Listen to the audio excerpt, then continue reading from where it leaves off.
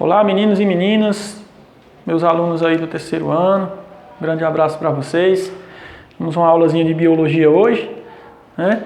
Aula de relações ecológicas, um conteúdo muito cobrado no Enem, que vocês têm que ficar atentos nesse conteúdo aí, gente, e tentar fazer o máximo de anotação que você puder aí, né? Assistir o vídeo na íntegra, anotando, lendo outras informações, se possível assistindo outras aulas, né, para reforçar o que vocês veem aqui. Enfim, procurando os seus recursos, porque esse ano, apesar das adversidades, é ano de Enem e a gente não pode ficar para trás, né? Assim como vocês também, os alunos do estado todo, né, e da maior parte do Brasil, acredito que o Brasil todo esteja na mesma situação que vocês, certo? Então é a realidade que nós temos. A gente está aqui, professores, cada um na sua casa, se esforçando ao máximo, gravando suas aulas para vocês não ficarem tão prejudicados, né? É a maneira que a gente tem de transmitir o conteúdo para vocês. Infelizmente nós não podemos estar em sala, né? E é claro que vocês, espertos como são, não vão perder a oportunidade de aprender, né? Então vamos lá. Bem, gente, próximo conteúdo do seu livro didático aí, as relações ecológicas. Só que antes de começar nas relações em si, eu queria que vocês dominassem aqui dois termos importantes para o entendimento aqui da ecologia, certo? Que é o conceito de habitat e o conceito de nicho ecológico. Já caiu questão no Enem sobre esses conceitos. A definição mesmo desses conceitos. O que é habitat, o que é nicho ecológico. É claro que dentro de um contexto, né?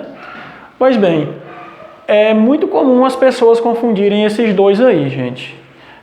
O habitat, não confundam, viu? O habitat é o local, o ambiente onde determinado ser vivo habita, né? Já está dizendo, ó, habitat, onde o cara habita.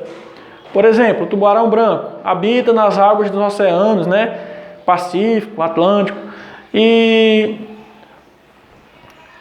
enfim, o local onde o ser vivo leva sua vida ali, vive, se alimenta, né? O local onde ele vive é o habitat, né?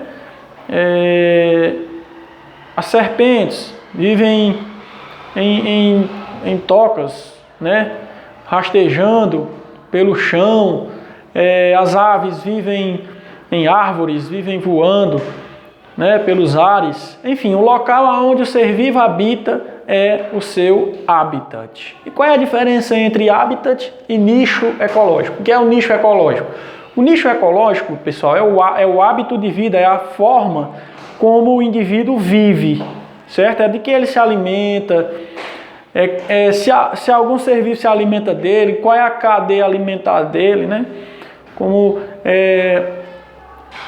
Por exemplo, pegar aqui uma águia como exemplo. Qual é o nicho ecológico de uma águia real? Ela se alimenta de bicho preguiça, ela se alimenta de pequenos mamíferos, de roedores, né? Ela se reproduz, ela faz seus ninhos em locais altos, no topo das árvores, e bebe sua água, se relaciona com outras águias da mesma espécie, de tal forma, enfim, é a maneira como o ser vivo sobrevive onde ele habita, tá certo? É o nicho ecológico. Então não confundam nicho ecológico com habitat. Então o habitat é o local onde o cara vive, né? Você vive na sua casa lá, né? É o seu habitat. O seu nicho ecológico. Eu me acordo de manhã, como 3 pão com ovo, 2 copos de leite. Quando é meio-dia eu almoço, não lavo os pratos ficam na pia para a mamãe lavar. Depois, merenda de tarde e janta de noite, assisto a Netflix, jogo Free Fire, né? Enfim, esse é o seu modo de viver, né? Esse é o seu nicho ecológico, beleza? Então, nicho ecológico é o modo de viver. Habitat é onde vive, tá bom? Então vamos lá. Então a gente tem que saber desses conceitos aqui, a gente precisa saber porque ele é importante para o estudo das relações. Tá certo, gente? Pois bem, falando em relações, eu queria que vocês soubessem aí que os seres vivos eles podem se relacionar de duas maneiras, certo? Existem as relações intraespecíficas. Eu vou separar essa aula em duas partes, viu, gente? Vou separar ela nas relações intraespecíficas e nas relações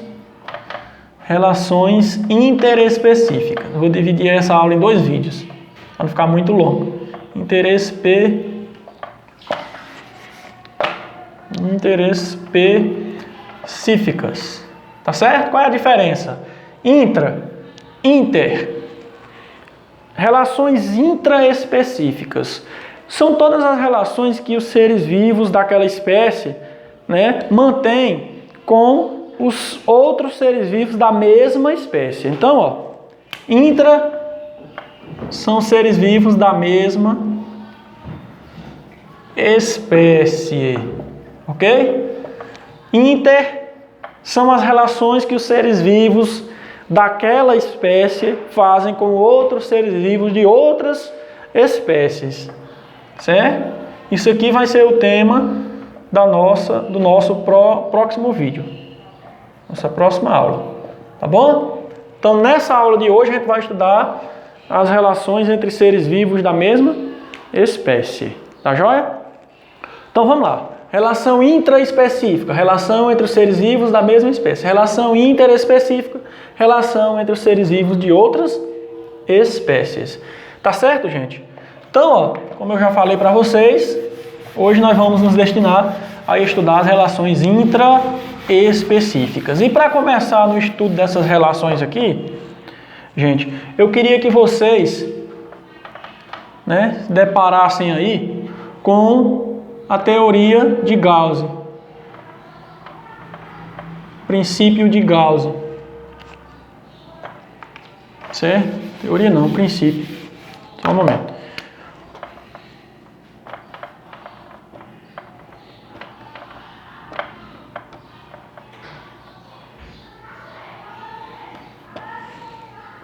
O princípio da exclusão competitiva, tá certo? Gauss era um cientista russo que ele fez seus estudos, né? Ele estudou a relação entre espécies e para fazer esse estudo, o que é relação entre espécies, gente? O que é relação ecológica? É como as espécies se relacionam ali, né? Onde elas vivem, tá certo? Incluindo a nossa.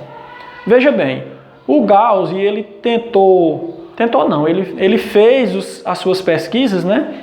Para tentar explicar o comportamento de determinadas espécies, certo?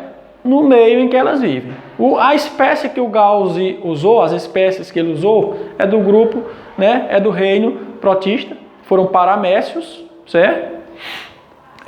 O paramécio aurélia, né? E o paramécio caudata, foram as duas primeiras espécies que ele relacionou ali no meio de cultura, lembrando que são seres vivos unicelulares, são muito pequenos, né? Ele observava lá no microscópio como era, com o passar do tempo, o comportamento desses seres vivos vivendo ali no mesmo localzinho, no mesmo meio de cultura. Tá certo? Foi o que ele observou, gente. Veja bem, o princípio de Gauss, que também é conhecido como princípio da exclusão competitiva. Exclusão competitiva, veja bem. Tá bom? O princípio da exclusão, vou até copiar aqui, ó, para vocês repassarem aí no seu caderno. Também conhecido como princípio da exclusão competitiva.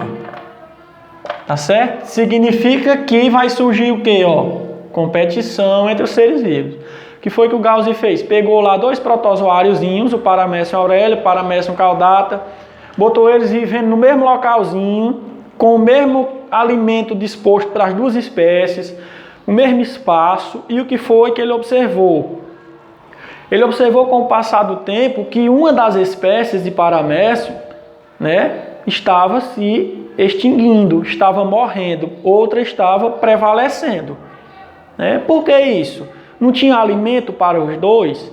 Tinha, mas devido à competição, né, a espécie mais adaptada conseguiu se sobressair melhor naquele meio, né?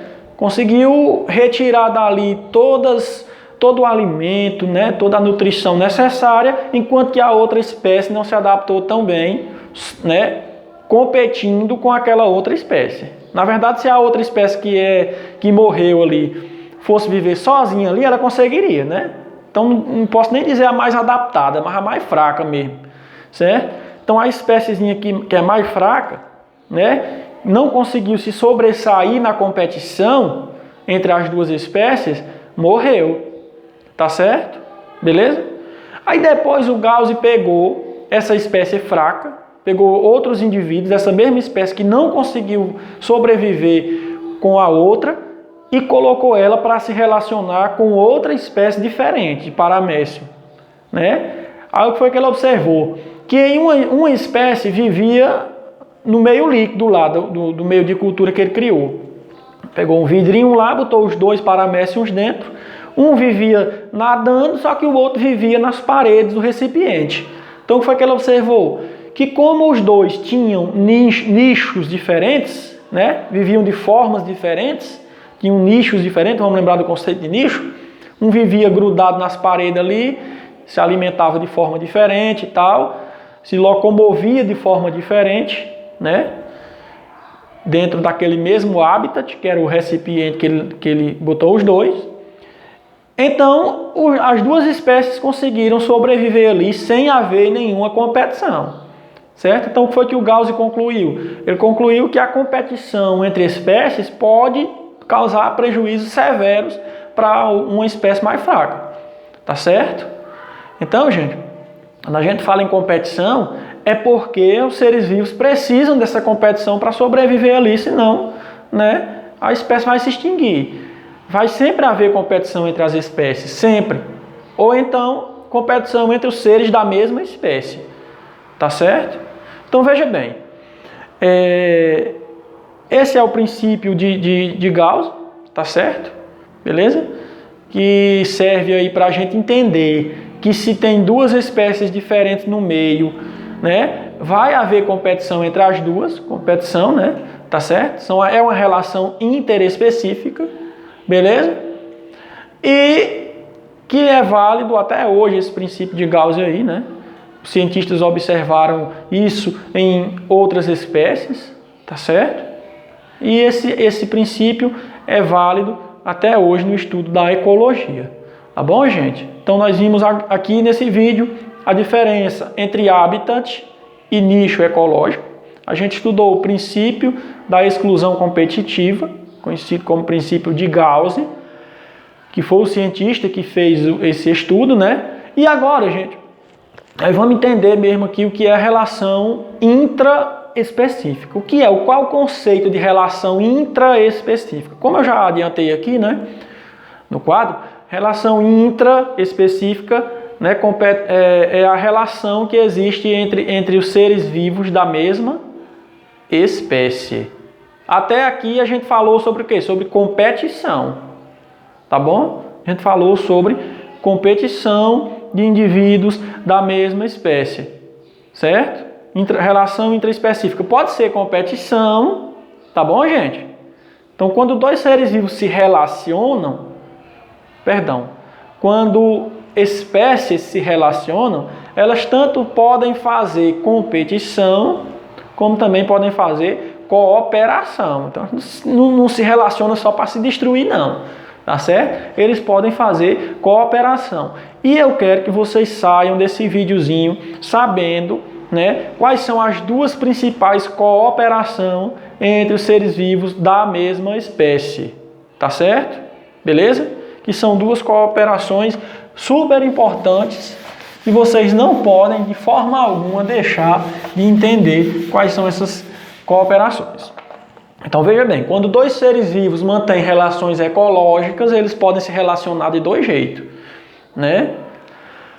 Pode fazer relação intraespecífica, que é quando indivíduos da mesma espécie se relacionam, e podem fazer relações interespecíficas, que é quando indivíduos de espécies diferentes se relacionam, que é o tema do próximo vídeo. Tá bom? E falando em relação intraespecífica, ela pode acontecer de dois jeitos. Como? Através da competição, né? Que a gente viu aí, princípio de Gauss, apesar de ele ter feito com espécies diferentes, né, de paramétros diferentes, mas entendam que seres vivos da mesma espécie podem competir entre si. Por exemplo, tu vai lá no chiqueiro de bode, né, que o pessoal por aí em outras regiões conhece por aprisco. Olha lá, aí tem 2 reprodutores naquele chiqueirinho, né, são da mesma espécie.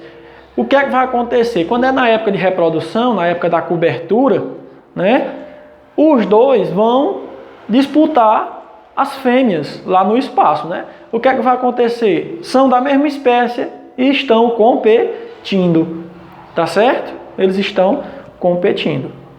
Ok, gente? Se você pegar aí os búfalos que vivem nas savanas, em ambientes naturais, o que é que vai acontecer? Frequentemente, né, os principais predadores, o nicho ecológico dos búfalos é que eles vivem sendo predados por leões, né? Os principais predadores dos búfalos são os leões, até porque eles têm um porte muito avantajado e outros predadores não conseguem ter tanto atrevimento, né? Aí vai lá, os leões, é muito frequente isso, né? Aí cerca de 75% das investidas dos leões nos búfalos é em vão. Por quê? Porque, gente, quando o leão vai predar o búfalo, ele não fica lá esperando não, viu? Eles formam uma sociedade muito organizada, né? E quando o leão vai lá, se eles tiverem a oportunidade, eles vão contra-atacar. E um búfalo pesa mais de 1000 quilos, né? Aí o leão sai do meio. Então, além de ter a competição entre os seres da mesma espécie, tem também o quê? A cooperação. Tá certo? Beleza? E é o que eu quero mostrar para vocês agora. Quais são as 2 maneiras, as 2 cooperações mais comuns entre os seres vivos da mesma espécie. Vamos lá. Vamos falar agora de cooperação. Tá certo? Beleza? Quais são, ó? As colônias, certo? E as sociedades. Gente, principal diferença, qual é a diferença de uma colônia para uma sociedade? Colônia, vamos ver se vocês conseguem entender aqui, ó. Para ser uma colônia, os indivíduos devem... Veja, olha a importância desse conceito. Os indivíduos devem manter, certo? Uma proximidade. Eu ainda vou mais adiante. Devem manter um contato físico. Então eles vivem grudadinhos. Tá certo? Isso é muito comum nos seres vivos microscópicos, nas bactérias, né, que formam os estreptococos, os estafilococos, certo? Enfim, as bactérias vivem muito em colônias, várias bactérias ali amontoadas para poder se tornarem mais fortes para aquele ambiente, né? Mas é assim, gente. Os seres vivos estão em contato, mas cada um fazendo o seu papel. Cada um com sua vida, tá certo? Cada um desempenha a sua função ali na colônia.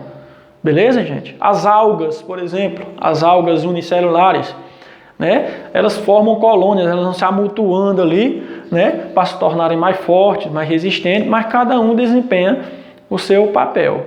Beleza? Existem, inclusive, 2 tipos de colônia, tá bom, gente? Deixa eu só diferenciar aqui para vocês. Não acontece só com ser vivo microscópico, não, ó. Existem as colônias isomorfas. Quando é que uma colônia é isomorfa? certo? Todos os seres têm o mesmo formato. Todos os seres têm o mesmo formato, tá bom? Todo mundo é redondinho, todo mundo tem o mesmo corpinho e se amontoam ali e vão viver ali felizes para sempre, beleza? Aí tem também as colônias heteromorfas. Hetero, diferente, certo? São seres com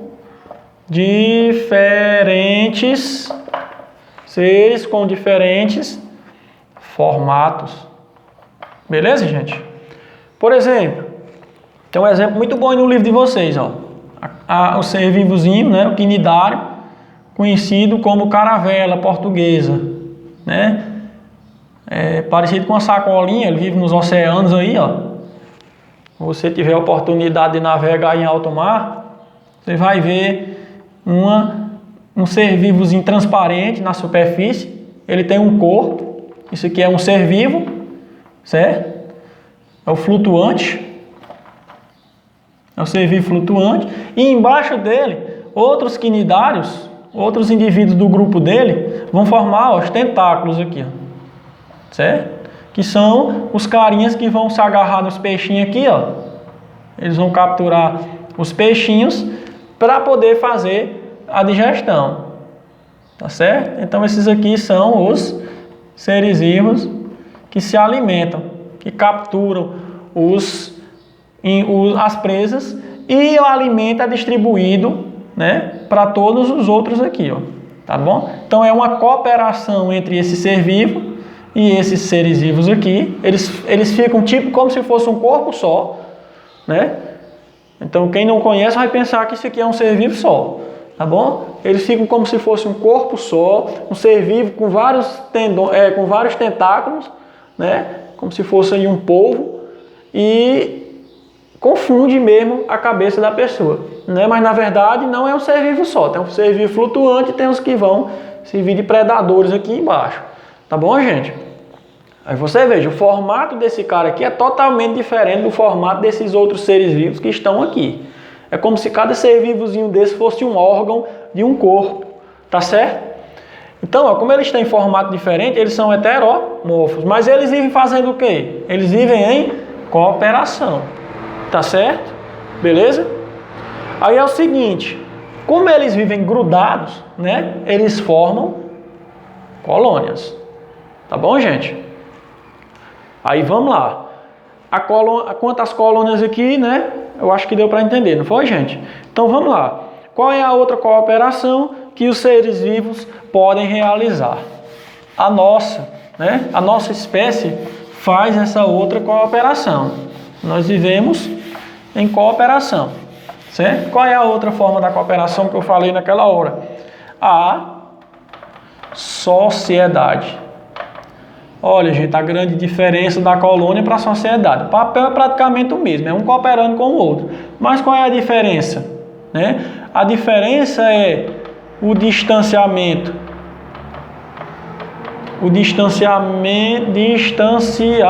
Rapaz, não sei mais escrever. Distanciamento físico. Na verdade, a palavra não é nem distanciamento. É a independência física que os seres vivos possuem. Por exemplo, nós não formamos uma sociedade? Formamos. Mas a gente precisa viver pregado um no outro, colado um no outro, cada um fazendo seu papel? Não, eu estou aqui na minha casa, você está aí na sua, você está contribuindo com a sociedade, eu também estou, né? Enfim, a gente forma uma sociedade organizadamente, né? Muito organizada por sinal, mas cada um no seu localzinho, tá bom? Então essa é a grande diferença entre uma sociedade e uma colônia, beleza, gente? Ok? Então, pessoal, a primeira parte do nosso vídeo é isso. Vou deixar o restante para a próxima parte para não ficar muito longo, tá bom? Então nos veremos na próxima parte do vídeo. Um abraço para vocês.